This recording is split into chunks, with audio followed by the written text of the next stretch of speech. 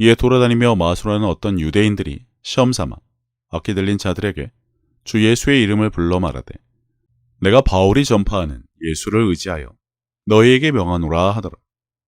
유대의 한 제사장 스게와의 7 아들도 이 일을 행하더니 악기가 대답하여 이르되 내가 예수도 알고 바울도 알거니와 너희는 누구냐 하며 악기 들린 사람이 그들에게 뛰어올라 눌러 이기니 그들이 상하여 벗은 몸으로 그 집에서 도망하는지라. 이전 영상인 기도, 표적의 마지막 부분에서 본 구절입니다.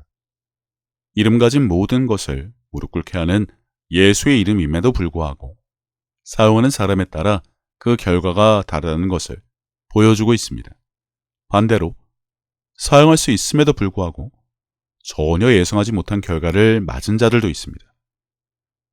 나더러 주여 주여 하는 자마다 다 천국에 들어갈 것이 아니요 다만 하늘에 계신 내 아버지의 뜻대로 행하는 자라야 들어가리라.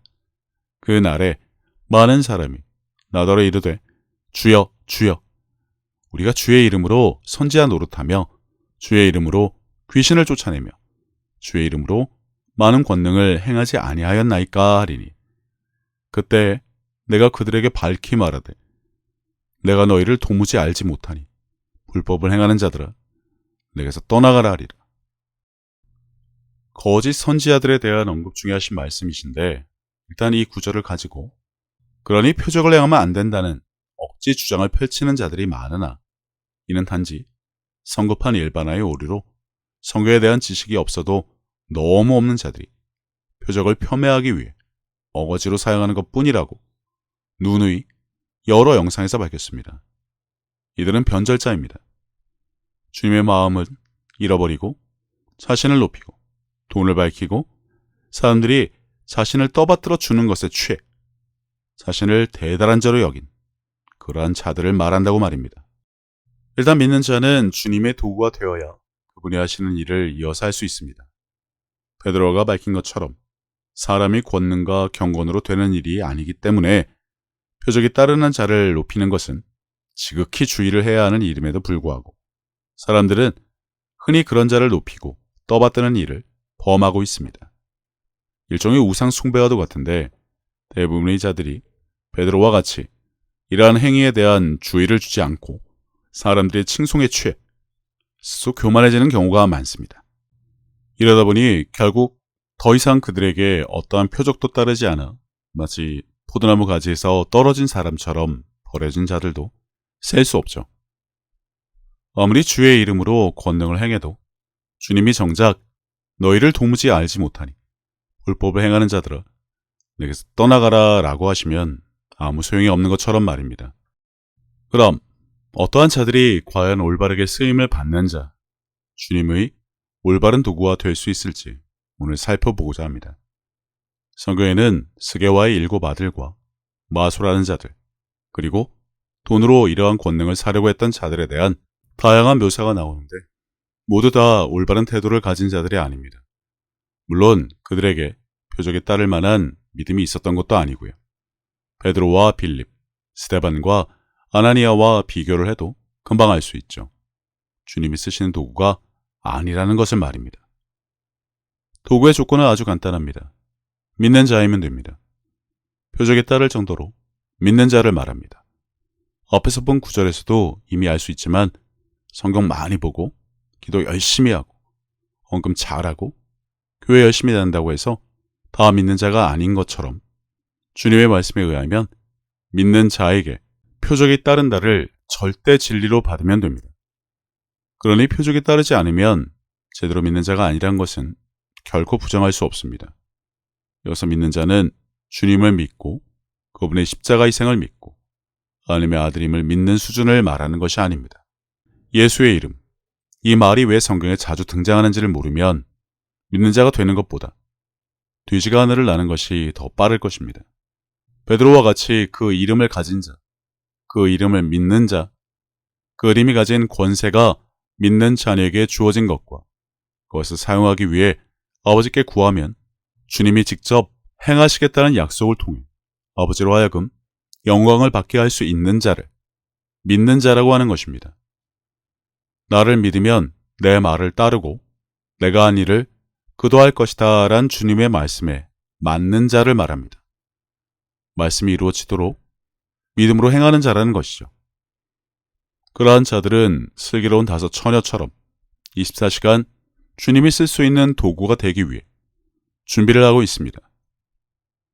여러 가지가 있겠지만 단편적으로 항상 기뻐하고 쉬지 말고 기도하며 범사에 감사함은 물론이고 성경의 말씀을 날카로운 칼처럼 사용할 수 있도록 항상 고백하고 묵상하기를 즐겨하는 자를 말합니다. 마음에 가득한 것을 입으로 말하기 때문에 그의 입을 통해 나오는 말이 누구의 말인지만 봐도 그가 믿는 자인지 종교인인지 알 수 있는 것처럼 그들은 예수의 이름의 권세를 알아 항상 마귀를 대적할 수 있습니다. 주님이 쓰시는 도구, 그분이 찾는 도구는 바로 이런 사람들이란 것입니다. 만약 당신이 볼펜을 사용하거나 칼을 사용한다고 가정을 해봅시다. 잉크가 굳은 볼펜과 날이 무딘 것을 사용하겠습니까? 전혀 그렇지 않죠. 마찬가지입니다. 주님이 사용하시는 도구는 바로 이런 자라야만 가능하다는 것입니다. 하나님의 뜻을 알게 해주세요. 나에게 믿음을 주세요. 하나님의 이 일을 하게 해주세요. 와 같은 기도나 하고 있는 자들이 쓰임을 받을 가능성은 부쩍이나 희박한 것도 같은 이유입니다. 막상 와서 도구로 사용을 하려고 보니 쓸만하지 않으면 어쩔 수 없죠. 무엇보다 도구로 쓰임을 받기 원하느냐입니다. 교회만 다니고 성경만 많이 읽고 이거 열심히 하면 할 것 다 한 것처럼 구는 자들이 세상에 차고 넘치지만 정작 주님의 일을 이어서 하기 원하는 자, 진정으로 그분을 믿는 자, 표적에 따라 그것을 증거로 알 수 있는 자는 극히 드물다는 현실이 무엇을 말하는지 다 알 수 있게 되기를 바랍니다. 마귀는 삼킬 자를 찾아 두루 다닙니다. 삼킬 만한 자가 있기 때문이죠. 주님도 마찬가지입니다. 도구로 쓸만한 자들을 두루 찾으십니다. 쓸만한 자가 있다는 것인데 그게 당신인지 아닌지가 중요할 뿐입니다. 교회를 다니는 목적은 단지 표적 때문이 아니다 라는 자들이 많은데 그럼 왜 다닐까요? 거룩한 종교생활을 하기 원하는 것이 아니면 다니는 이유라도 분명해야 하는데 이것도 흐리멍텅한 자들이 많습니다. 다 필요 없고 주님은 나를 믿으면 내 말을 따르고 내가 한 일은 물론이고 그보다 더 큰 일도 한다라고 분명하게 말씀하셨습니다. 마지막 계명인 서로 사랑하라만 지키면 된다고 여기는지 몰라도 종교 생활만 열심히 하면 천국에 갈 것이란 기대를 안고 살지는 몰라도 주님은 그런 자들을 원하시지 않습니다. 간단한 질문 하나 하겠습니다. 예수님은 지금도 아버지의 영광을 위해 내 이름을 사용하는 자, 내가 한 일을 이어서 하는 자, 예수 이름의 권세를 알고 행할 수 있는 자를 찾으신다에 찬성할 수 있습니까? 그럼 지금 당신은 그 일을 하고 있습니까? 아니면 지금 왜 교회를 다니고 있는지라도 분명하게 밝힐 수 있을까요? 단지 교회에 다니는 것이 취미생활 중에 하나입니까? 가면 사람들도 만나고 이것저것 유익한 프로그램이 많아서 스스로 대답을 하시면 됩니다. 성경을 읽고 기도하고 묵상하고 고백하고 예배 열심으로 참석하는 이유, 갈고 닦고 기름을 치우는 이유는 자동차를 가진 사람이라면 다 알 수 있는 것처럼 이 모든 것이 다 주님이 쓰시기에 좋은 도구가 되기 위한 과정이란 것을 알고 누구보다 날카롭게 말씀을 알고 믿고 사용해서 누구라도 주님이 즐겨 찾으시고 언제라도 쓰시기 좋은 도구가 되었으면 합니다. 연장통에 널브러진 쓸모없는 망치나 스크류 드라이버처럼 방치되어 있지 말고요.